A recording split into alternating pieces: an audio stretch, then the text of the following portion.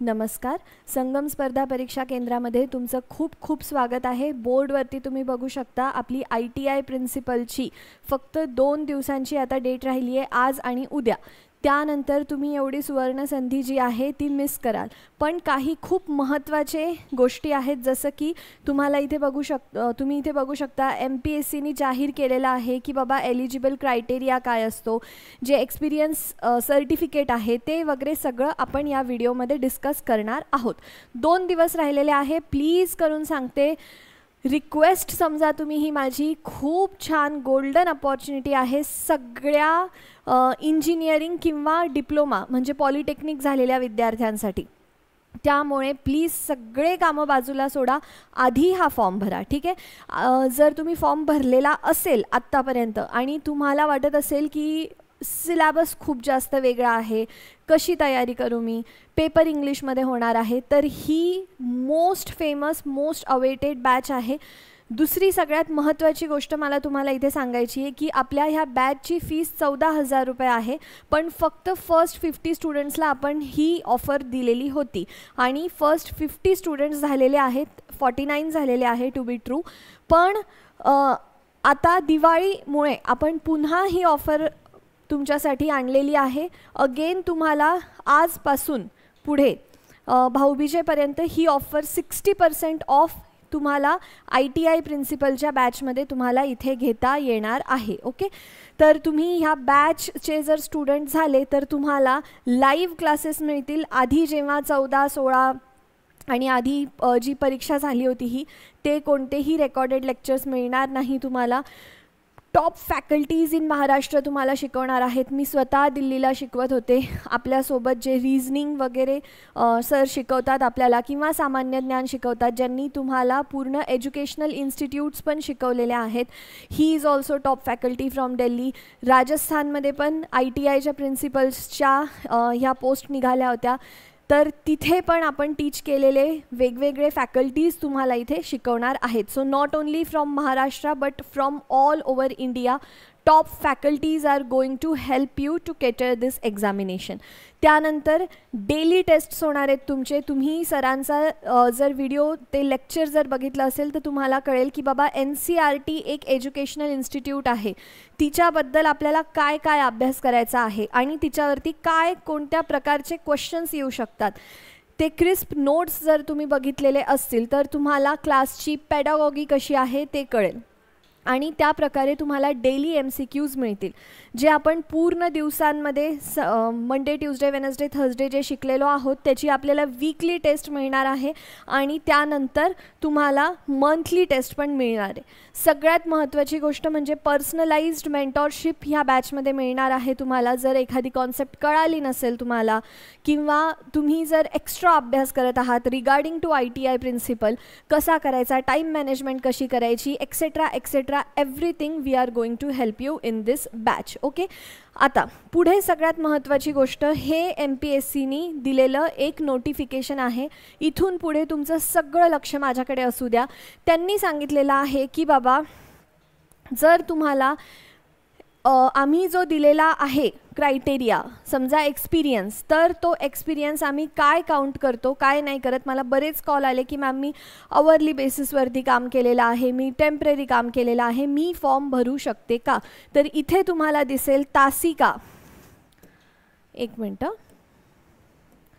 तासिका म्हणजे hourly basis, नियतकालिक म्हणजे periodical, part time, on stipend, visiting फक्त किंवा कॉन्ट्रीब्युटरी, विदाऊट पे, इनचार्ज म्हणून नेमणुकीचा कालावधी अतिरिक्त म्हणजे ॲडिशनल चार्ज कालावधी अनुभवासाठी ग्राह्य धरण्यात येणार नाही.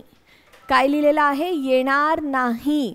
जर तुम्ही ह्यापैकी कोणत्याही प्रकारचं काम केलेलं असेल, पार्टली असू द्या, ऑन आवरली बेसिस असू द्या, स्टायपंडवरती असू द्या, हे कोणत्याच प्रकारचे तुम्ही जर कामं केलेले असतील तर ते ग्राह्य धरले जाणार नाही.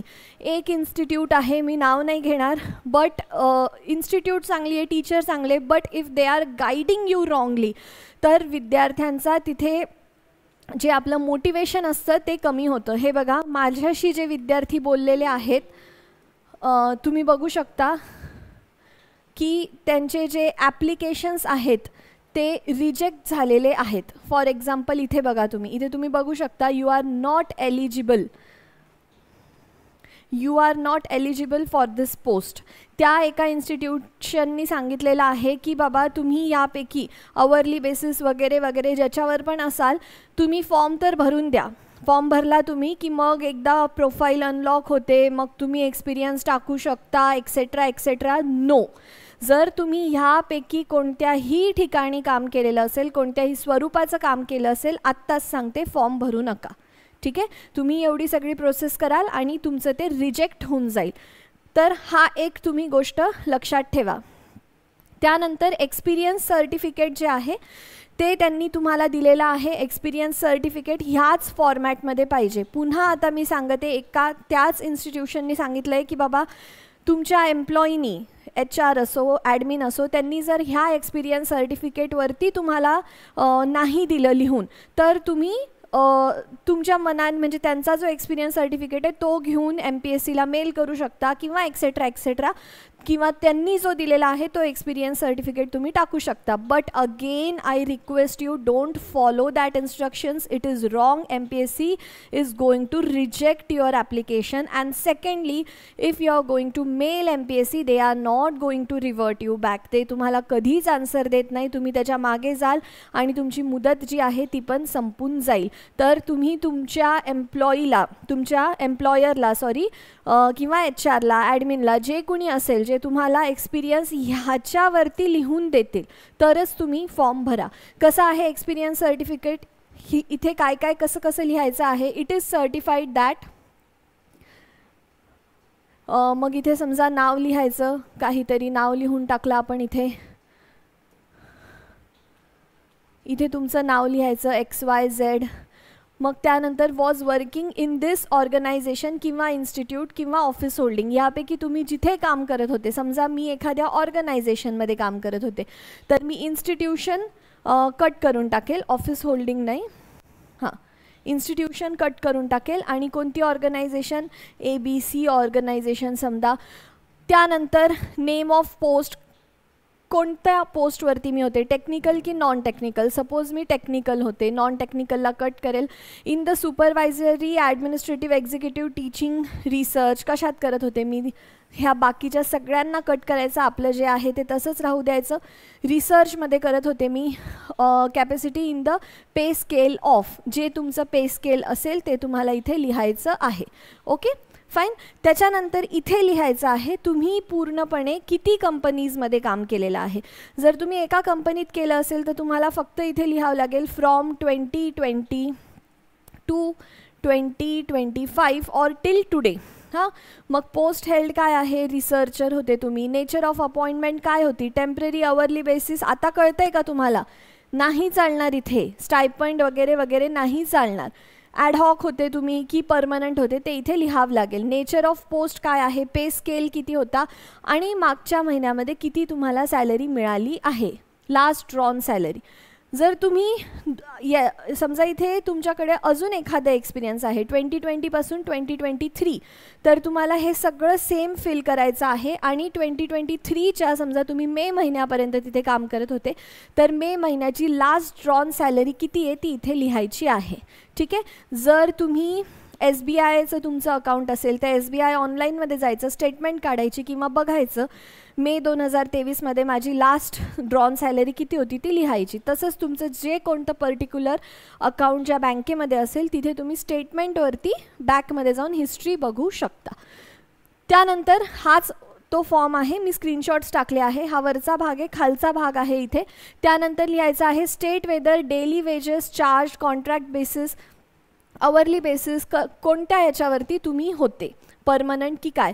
आणि त्यांनी आधी तुम्हाला दिलेलं आहे की बाबा स्टायपंड वगैरे वगैरे हे चालणार नाही. तर तुम्ही जर परमनंट वगैरे असाल तर तुम्ही तिथे ते टिक करायचं आहे. त्यानंतर हे वरती जे दिलेलं आहे तेच की बाबा आपण कोणत्या पोस्टवरती होतो, काय डेझिग्नेशन होती वगैरे वगैरे इथे लिहायचं आहे. त्यानंतर तुम्ही कुठले आहात किंवा कुठून फॉर्म भरत आहात, प्लेस, डेट ते लिहिणार आहेत. आणि म्हणजे कोण तुमचे HR लिहिणार आहेत आणि इथे ऑफिसचा सील मिळणार आहे. त्यानंतर हे एक्सपिरियन्स सर्टिफिकेट म्हणून एक्सपिरियन्स सर्टिफिकेट आपल्याला तेव्हा मिळतं जेव्हा आपण एखाद्या ठिकाणी जॉब सोडतो आणि म्हणून HR देईल का हे एक्सपिरियन्स सर्टिफिकेट, हा एक मोठा डाऊट आहे. तर तुमच्या सगळ्यांना मी सांगते की हे जे एक्सपिरियन्स सर्टिफिकेट आहे याचा फॉर्मॅट अदर कॉर्पोरेट फॉर्मॅटपेक्षा वेगळा आहे. तर तुमच्या HRला किंवा ॲडमिनला हे एक्सपिरियन्स सर्टिफिकेट देण्यापासून कोणतीच हरकत नाही असायला पाहिजे. जर असली तरी तुम्ही जो प्रोफाईल आहे तुमचा MPSCचा तो त्यांच्यासोबत काही मेन ज्या गोष्टी असतील त्या हाईड करून वगैरे शेअर करू शकतात. हे एक्सपिरियन्स सर्टिफिकेट MPSCचं आहे म्हणून शेअर करू शकता. आधी मी दाखवलं होतं नोटिफिकेशन, ते शेअर करा. But take that experience from your employer. Okay. त्यानंतर तुम्ही जेव्हा फॉर्म भराल तेव्हा अगेन तुम्हाला इथे लिहायचं आहे की बाबा काय काय म्हणजे काय ॲज वॉट मी काम करत होतो या ऑर्गनायझेशनमध्ये. आणि म्हणून जे आधी मी तुम्हाला सांगितलं की बाबा काहीही असेल तरी फॉर्म भरून टाका, तसं करू नका. कारण की प्रत्येका टप्प्यावरती ते बघत आहेत तुम्हाला की are you a eligible person or not. नाहीतर तुमचं सगळं केल्यानंतर हे you are not eligible for this post असं येतं. ठीक आहे. तर हे अजून एक आहे, अजून एका विद्यार्थ्याचं you are not eligible for this post. फक्त तो एक XYZ व्हिडिओ बघितल्यानंतर त्यांनी फॉर्म भरलेला होता. जर तुम्हाला वाटत असेल की तुम्ही पण ह्या बॅचचा फायदा घ्यायचा, फीस कमी झालेली आहे, आजपासून भाऊबीजेपर्यंत ही अगेन ऑफर राहणार आहे तुम्हाला. जर तुम्हाला वाटत असेल की तुम्ही ही बॅच सबस्क्राईब करावी तर लवकरात लवकर करून घ्या. Most awaited, most important batch आहे ही. आणि MPSC ITIसाठी म्हणजे मी तुम्हाला सांगते, लिटरली सांगते, फ्रॉम हार्ट सांगत आहे की ह्यापेक्षा चांगली बॅच संगमशिवाय तुम्हाला मिळणार नाही. आणि 100% विथ गॅरंटी सांगत आहे. सो कोणतेच डाऊट मनात असू देऊ नका. तुम्ही कॉल करा, इथे हे नंबर्स आहेत आपले, याच्यावरती कॉल करा. जे आपलं एक डेमो लेक्चर झालेलं आहे ते पण तुम्ही बघून घ्या, कसं आहे क्वालिटी एकदा बघा. ओके. आपल्या इथे क्वालिटी कशी आहे तुम्ही रिव्ह्यूज बघा, कॉमेंट्स बघा यूट्यूबवरती, and then you can reach us. Okay. So will meet in next lecture. Thank you so much.